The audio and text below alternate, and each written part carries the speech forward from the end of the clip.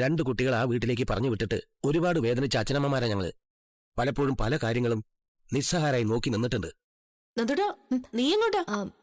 സ്റ്റേഷനിൽ നിന്നൊരു കോള് വന്നായിരുന്നു, അത്യാവശ്യമായിട്ട് അങ്ങോട്ട് ചെല്ലണമെന്ന്. ഈ സമയത്തോ? ഞങ്ങൾ SI മാർക്ക് അങ്ങനെ സമയമൊന്നും ഇല്ലല്ലോ അമ്മേ.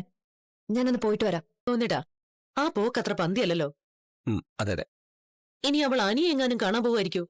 ഒന്നും അറിയില്ല. നമ്മുടെ അവസ്ഥയ്ക്ക് എനിക്ക് പിടികിട്ടി. പക്ഷേ അത് നമ്മുടെ മോൾക്ക് മനസ്സിലായിട്ടുണ്ടെന്ന് അറിയാൻ കഴിയാത്തത്. തോന്നിട്ടാ ഏതു നേരവും നമ്മളവളെ ഉപദേശിച്ചോണ്ടിരിക്കല്ലേ? പക്ഷേ എന്നിട്ടും അതിനൊന്നും ഒരു ഫലവുമില്ലെന്നാ എനിക്കിപ്പോ തോന്നുന്നത്. അവളുടെ മനസ്സ് മാറ്റാതെ നമ്മൾ വിചാരിക്കുന്ന പോലെ കാര്യങ്ങൾ നടക്കില്ല. നയനയോടും നവ്യമോളോടും പറയണം, ഇനി ഇവിടെ വന്ന് അവളെ കൊണ്ട് CA ആയിട്ടുള്ള കല്യാണത്തിന് സമ്മതിപ്പിക്കണമെന്ന്. അതിങ്ങനെ നീണ്ടു പോയാൽ ശരിയാവത്തില്ല കോന്നേട്ടാ. എടാ, ഒരു വിവരവും കിട്ടിയില്ല.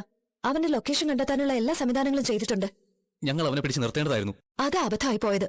അവന്റെ സംസാരം ശരിയായ ലൈനിലല്ലാന്ന് മനസ്സിലായപ്പോഴെങ്കിലും നിങ്ങൾക്കത് ചെയ്തുകൂടായിരുന്നോ? മദ്യം കൊടുത്തില്ലെങ്കിൽ അവൻ നിൽക്കത്തില്ല എന്ന് പറഞ്ഞു. അവൻ അത്രയ്ക്ക് വിഷമത്തില്ല ഞങ്ങളുടെ. റിക്വസ്റ്റ് ചെയ്തെന്നൊക്കെ പറഞ്ഞത്.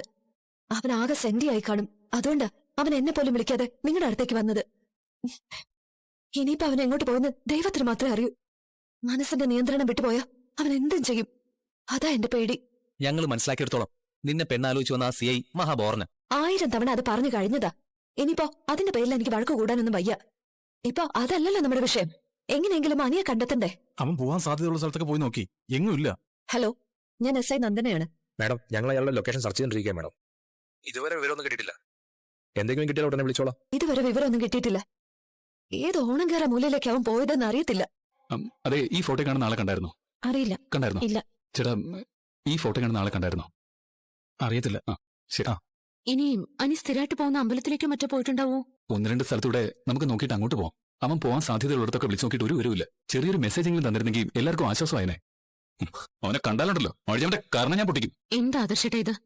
ഒരാൾ അനിയുടെ കരണ തടിച്ചില്ലേ? അതുകൊണ്ടല്ലേ അവനിപ്പോ മിസ്സിംഗ് ആയത്?